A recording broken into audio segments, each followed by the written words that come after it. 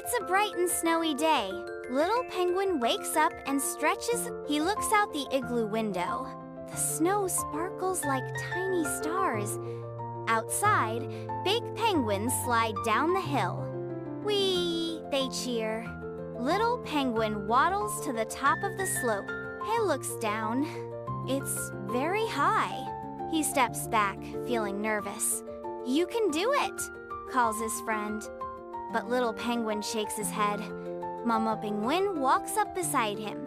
She smiles and holds out her flipper. "Are you ready?" she asks. Little Penguin takes a deep breath. He holds Mama's flipper tightly. "You don't have to go fast," says Mama. "Just go with me." Together, they slide down the hill. Cold wind rushes past their faces. Little Penguin starts to laugh.